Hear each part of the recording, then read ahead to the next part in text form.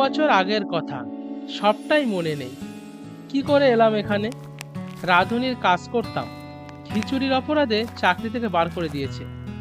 দুপুর হয়ে এসেছে, হাতে সামান্য কিছু পয়সা থাকলেও খাবারের দোকানে এই অস্পাড়া গায়ে চোখে পড়ল না। বাহ, ভারী চমৎকার একটা পুকুর তো। গরম যা পড়েছে, স্নানটা সেরে ফেলি। শরীর তো ঠান্ডা হলো, কিন্তু পেট সমানে জ্বলছে। কে গো তুমি? তোমার বাড়ি কোথায়? তোমাকে তো আগে কখনো দেখিনি। কি নাম তোমার? আমি গরিব ব্রাহ্মণ, চাকরির সন্ধানে ঘুরে বেড়াচ্ছি। আপাতত বড্ড খিদে পেয়েছে। আপনি কি খাবারের সন্ধান দিতে পারবেন? ঠিক আছে বাবা, সব ঠিক করে দেব। আগে স্নানটা সেরে নি।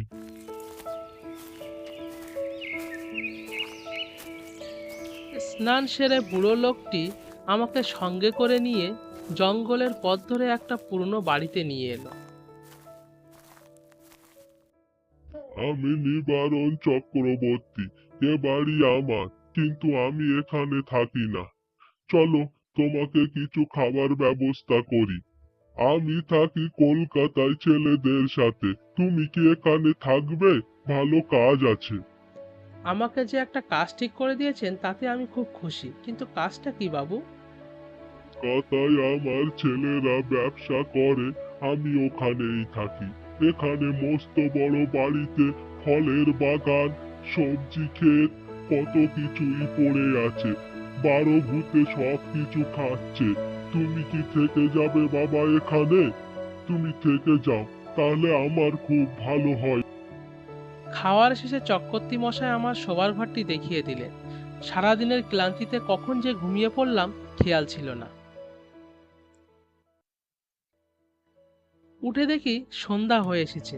ভাবলাম চারিদিকটা একটু ঘুরে দেখি।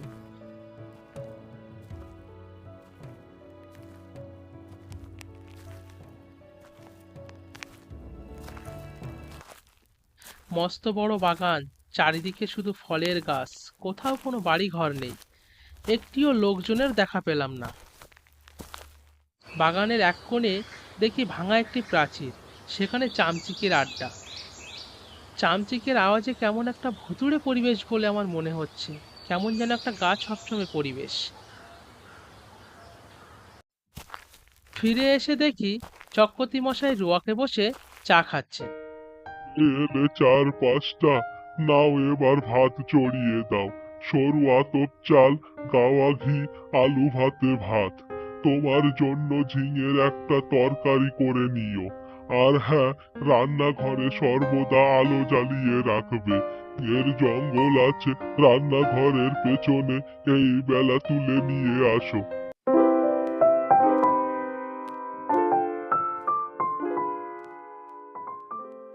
রান্নাঘরে এসে আমি আলোটা জ্বেলে দিলাম। মস্ত বড় বাড়ি, আর এই বাড়ির পিছনে সেই মস্ত বড় জঙ্গল। ঝিঙের জঙ্গলটা এই রান্নাঘরের পেছনেই। ঝিঙের জঙ্গল, 4-5টা নারকেল গাছও আছে। মস্ত বড় বাড়ি, 14-15টা ঘর। তার মধ্যে 3-4টে ঘরই খোলা, বাকি সব কিছুই বন্ধ। ঝিঙে তুলতে জঙ্গলে গেলাম। গিয়ে দেখি সাদা কাপড় মুড়ি দিয়ে একটা বউ ঝিঙে তুলছে। দেখে একটু ভয়ই পেলাম। মুখ অর্ধেকটা ঢাকা, মাথায় সাদা টুপি দেওয়া। আমি ঝিঙে তুলে চলে আসার সময় পিছন ফিরে আরেকটু তাকালাম। দেখি তখনও বউটি ঝিঙে তুলে যাচ্ছে।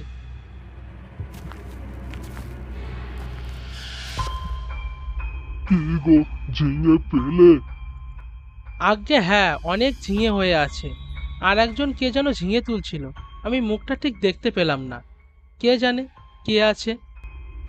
কি বলো, চলো তো দেখে আসি বাবা। তারপর বৃদ্ধ লোকটি আর আমি ঝিঙে জঙ্গলের দিকে এগিয়ে যেতে লাগলাম।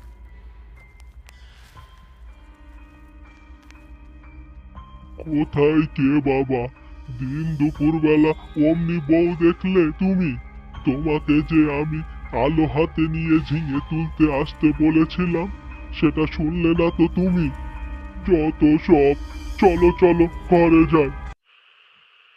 রাতে চক্রবর্তী মশাই আমাকে ঘরে ডেকে সেই কথা আবার বললেন। বুঝলাম না কি ব্যাপার। আলো নিয়ে যাওনি কেন বাবা? তখনও একটু একটু বেলা ছিল বলে আলো নিয়ে যাওয়ার কোনো প্রয়োজন মনে করিনি। না না, সন্ধ্যার পরে সব সময় আলো কাছে রাখবে। তারপরে এসে আমি নিজের ঘরে শুয়ে পড়লাম। হঠাৎ মাঝরাতে একটা বিকট আওয়াজে আমি ঘুম থেকে উঠে বসলাম। তারপর কিছু না ভেবে আমি আবার আমার মতো করে ঘুমিয়ে পড়লাম।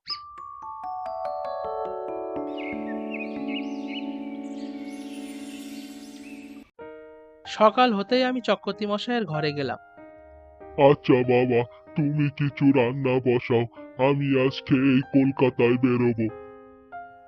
আচ্ছা, আপনি রাতে কেন ব্যাগ গোছাচ্ছিলেন? আমাকে তো বললেই পারতেন। ব্যাগ গোছাচ্ছিলাম, কই না তো। উপরে যেন জিনিস টানাটানি আর খটখট আওয়াজ পাচ্ছিলাম, তাই বললাম। চক্রবর্তী মশাই আর কিছু বলল না, আমিও চুপ হয়ে গেলাম। সকাল ৯টার ভিতরে আমি ভাত, ডাল আর ঝিঙের তরকারি রান্না করে চক্রবর্তী মশাইকে খেতে দিলাম, যাতে তিনি খেয়ে ধীরে সুস্থে কলকাতার উদ্দেশ্যে রওনা হতে পারেন। শোনো বাবা, যা বলেছি শুনে চলবে, কারোর কান ভাঙানি শুনবে না। খাস জমি ৩ বিঘা আছে, ফসল ফলাবে আর খাবে, নিজের বাড়ি মনে করে থাকবে বাবা। তোমার জন্য ২টো ঘর খোলা রইল। এই বলে চক্রবর্তী মশাই চলে গেলেন আর আমাকে যেন আকাশে তুলে দিয়ে গেলেন।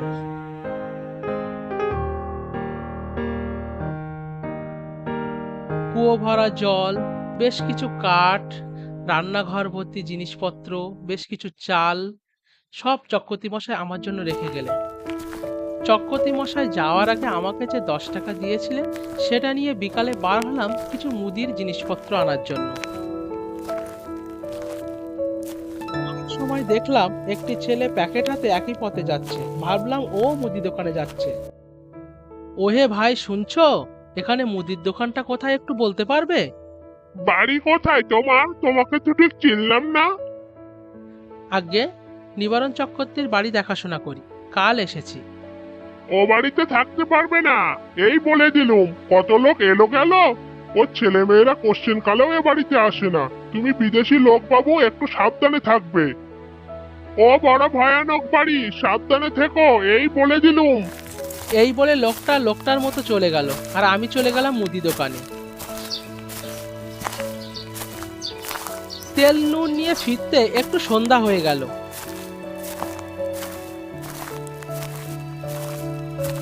জঙ্গলের মধ্যে মস্ত বাড়িটা যেন একটা জীবন্ত জীব, আমার মতো ক্ষুদ্র মানুষকে যেন জ্যান্ত গিলে খাবে। তেমন কিছুই না, ওই লোকটাই আমার ভয় দেখানোর জন্য মন খারাপ করে দিল।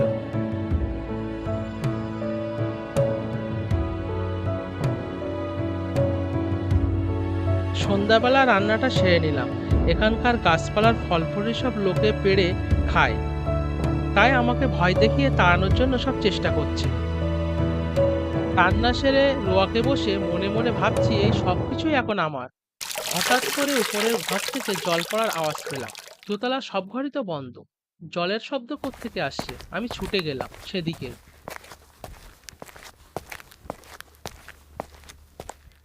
এখানে এসে দেখি জল পড়ার কোনো শব্দই নেই। তাহলে চক্রবর্তী মশাই কি তার শোবার ঘরে কোনো জলের জ্বালা ফেলে গেছে? আওয়াজটা কি সেখান থেকেই আসছে? হয়তো পাত্রটা উল্টে গেছে, তাই জল পড়ার আওয়াজটা আসছে। আমি আর কিছু না ভেবে সেখান থেকে চলে গেলাম। রাতে খাওয়া দাওয়া সেরে যখন শোবার ঘরে শুতে এলাম, তখন দেখি একটা মিষ্টি গন্ধ ভেসে আসছে ঘরে, কিন্তু আশেপাশে তো কোনো ফুলের গাছ নেই।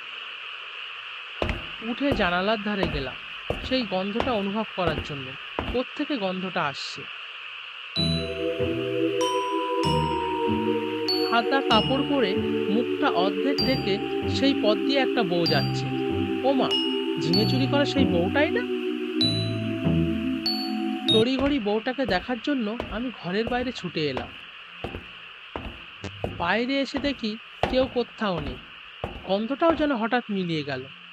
মনে মনে ভাবছি হয়তো আমার মনের ভ্রান্ত ধারণা, নাকি স্বপ্ন দেখলাম। বাইরে কিছু না দেখতে পেয়ে নিজের ঘরে ফিরে এলাম, আর ভাবছি যে আমার সাথে এসব কি হচ্ছে। ভাবতে ভাবতে কখন যে ঘুমিয়ে পড়েছি তা খেয়াল করতে পারলাম না। ভোরবেলা আবার সেই মিষ্টি গন্ধে আমার ঘুম ভেঙে গেল।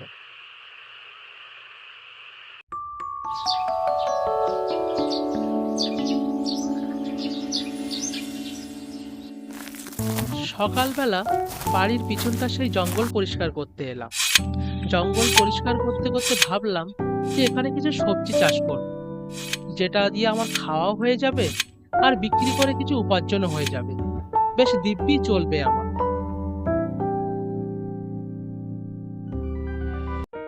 জঙ্গল পরিষ্কার করে এসে আমি রান্না বসালাম।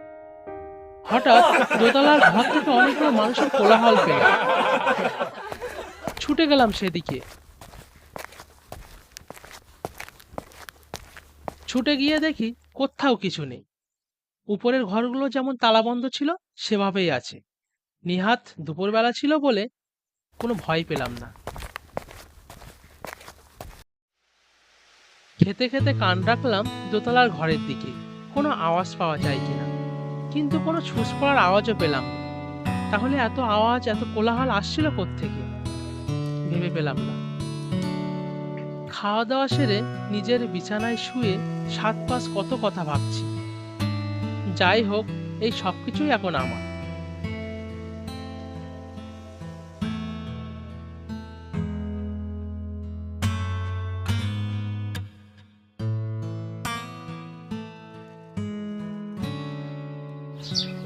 এই বিশাল বাড়ি, সবজি ক্ষেত, সবকিছুই এখন আমার।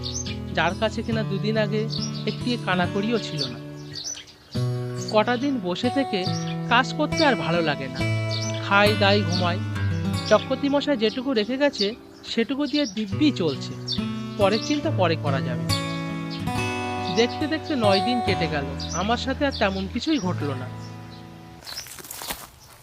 9 দিনের দিন বিকালে রান্নাঘরের পিছনে ঝিঙের জঙ্গলটা পরিষ্কার করতে গেলাম। ভাবছি এখানে কিছু সবজি চাষ করব। এ বাড়িতে কিছু অভাব নেই। এই বাড়িতে কাজ করে সুখ আছে। অল্পক্ষণ মাত্র কাজ করেছে, আধা ঘন্টাও হবে না। হঠাৎ দেখি সেই বউটা ঝোপের মধ্যে থেকে উদয় হয়েছে, যে বউটা কিনা আগের দিন ঝিঙে তুলছিল। আমি একটু ভয় পেয়ে গেছিলাম, কোত্থেকে উদয় হলো? আবার সেই কোলাহলের আওয়াজটাও ভেসে আসছে বাড়ির দিক থেকে। আমি দৌড়ে বাড়ির দিকে গেলাম।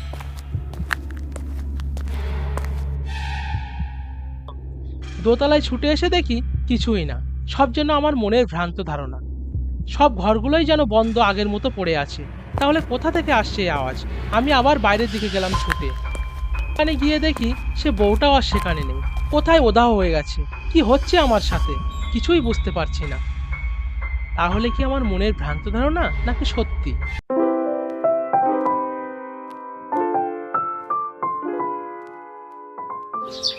বসে বসে ভাবছি কত ভয়ঙ্কর ঘটনাই না ঘটছে আমার সাথে। তাই বোধহয় বুড়োর বাড়ির লোকজন এখানে থাকতে পারেনি। আমার তো কোথাও যাওয়ার জায়গা নেই। কি জানি শেষ পর্যন্ত এখানে থাকতে পারবো কিনা। 분신사바, 분신사바, 분신사바, 분신사바, 오이때 구다사. কি 분신사바, ভাষায় যে ওরা কথা বলছিল আমি কিছুই বুঝতে পারলাম না। 오이때 굳어서, কখন যে বেহুশ হয়ে পড়লাম সেটাও জানি না। কতক্ষণ বেহুশ হয়ে পড়ে রইলাম সেটাও মনে নেই।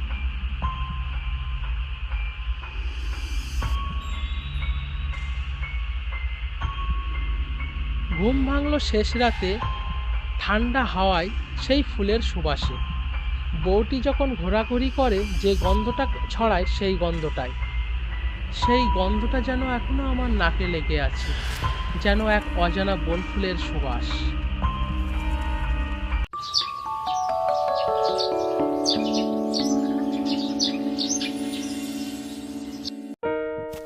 সকালে তেল কিনতে মুদির দোকানে এসেছি। দাদা, আপনার দোকানে তেল পাওয়া যাবে? তুমি সেই লোকটা না যে নিবারণ চক্রবর্তীর বাড়িতে এসেছিলে? কিছু দেখছো নাকি? তা কেমন আছো? কোনো মেয়েটে দেখছো? কোনো গন্ধ পাচ্ছ? তুমি সাধু লোক দেখছি। টুকটাক কিছু জানো নাকি ভূতের মন্ত্র? গন্ধ? কিসের গন্ধ? আর কোন মেয়ের বা কথা বলছেন আপনি? কিছু বুঝতে পারছি না তো। খুব বেঁচে গিয়েছো তুমি। তোমার আগে যারা ওখানে থাকতো তারা একটা মেয়েকে দেখতো আর গন্ধও পেত। এমন হতো যে দিনের পর দিন তারা শুকিয়ে রোগা হয়ে মারা যেত। দুটি লোকের এমন হয়েছে, তাই তোমায় বললাম। আমি আর কিছু না বলে সেখান থেকে তেল নিয়ে চলে এলাম। মাথা খারাপ হওয়ার সূত্রপাত আমারও হলো নাকি? নাকি সব ভুল? পরম সুখে আছি, এ ছেড়ে যাবো কোথায়? আমার মতো হতভাগার এই ছাড়া আর ভালো কি হতে পারে? আমি আর কোথাও যাচ্ছি না, এই ভাবতে ভাবতে বাড়ি চলে এলাম। চক্রবর্তী মশাই আমাকে আর মাইনে টাইনে দেয় না, তাতে আমার কিছু আসে যায় না। ফসল ফলাই, তাই খাই, তাই বেচি। এভাবেই কাটছে আমার দিনকাল। সেই থেকে 2 বছর এখানে আছি। দিনরাত ওদের নৃত্য দেখি, ওদের মধ্যেই বাস করি। এক পা বাড়ির বাইরে যাই না, যেন এক মায়ায় পড়ে গেছি।